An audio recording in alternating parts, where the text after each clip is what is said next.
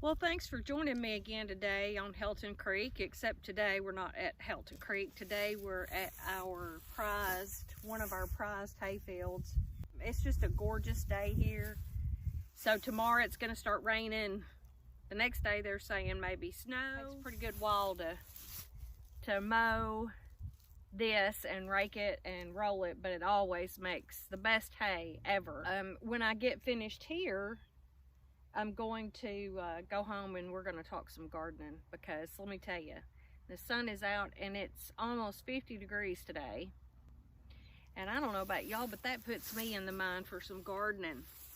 I'm ready to I'm ready to grow some tomatoes and some corn. That a little bit. I'm trying to talk Paul into building me a little miniature greenhouse so I can start my own seeds this year.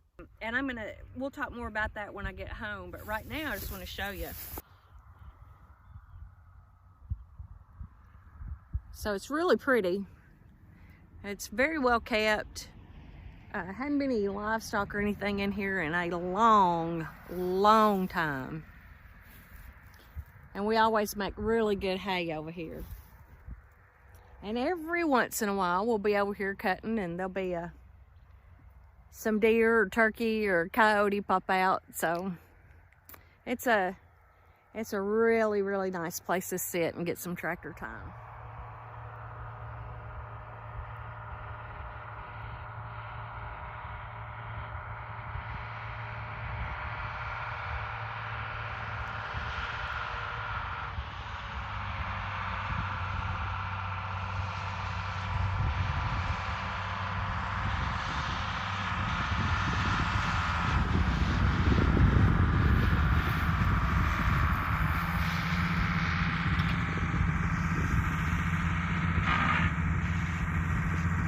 Can't find them, grind them.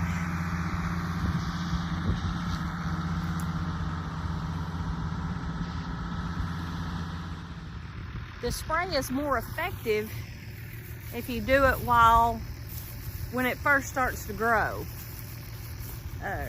You know, waiting to spray a weed when it's already bloomed or already knee high's a little late for that.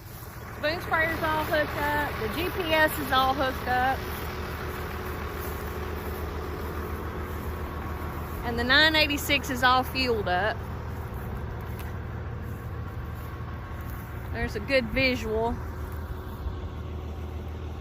of the whole setup. And this is one of the fields. How many acres? 25. This is about a 25-acre field we're going to spray.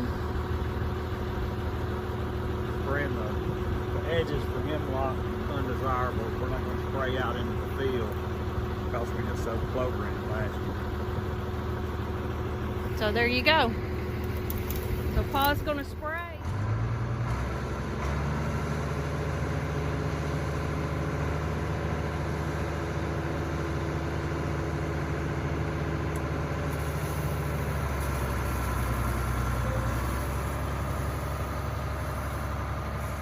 And there's your benefit of the boom sprayer. It's just got the one little nozzle in the middle working.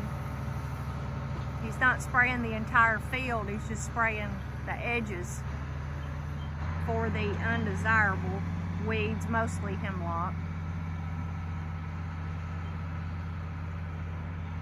That's his little Cadillac sprayer he loves. You gotta have the right tools for the job, or the job's just hard.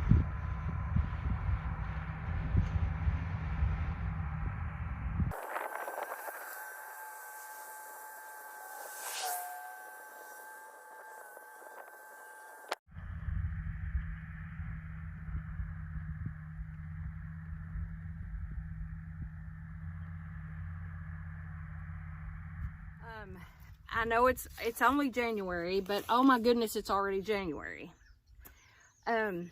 This is my garden spot. There's Rowdy right in the middle of it. This is some crimson clover that I planted for a cover crop. And then I've got a salad patch in there. With over here are turnips, which I have some really pretty turnips in. And There's some mustard and some kale, and there's just a whole salad patch there. And I planted it mainly for a cover crop, you know, to help build my soil back up, to help build my soil, period, and to put some nutrients back, some nitrogen back in the soil. The turnips help keep the dirt broke up and things like that. There's a lot of benefits to having a good cover crop.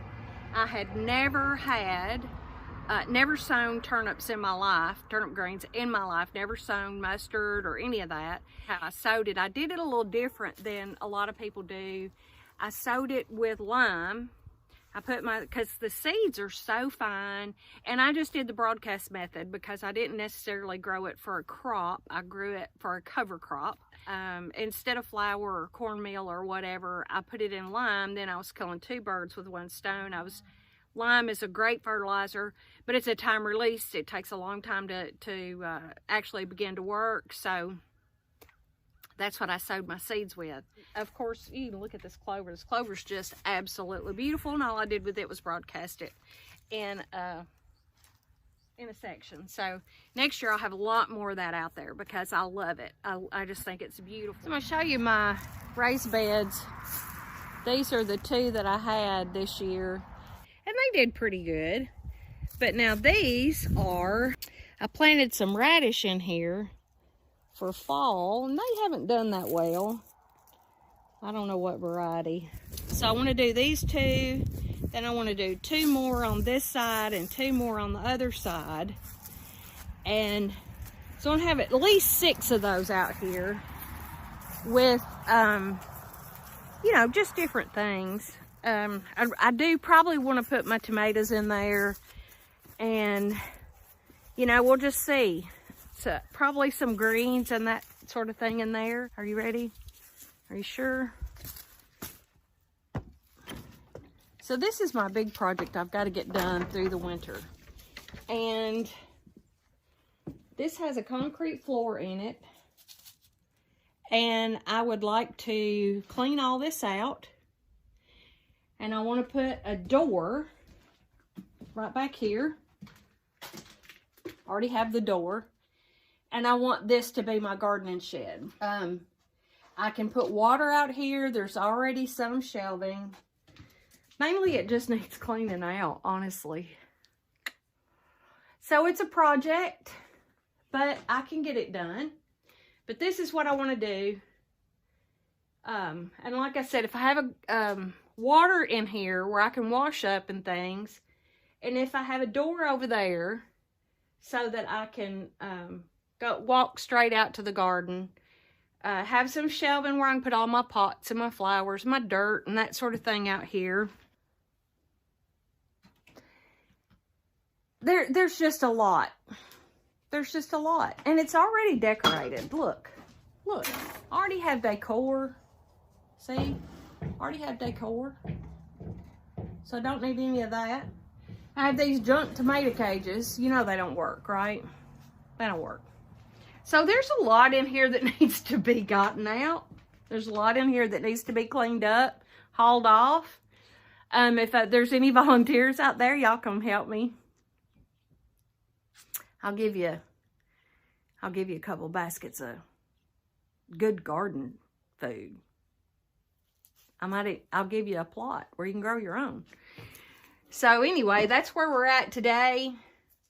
Gosh, there's so much stuff in here. And every time I come in here, I get just a little bit more overwhelmed.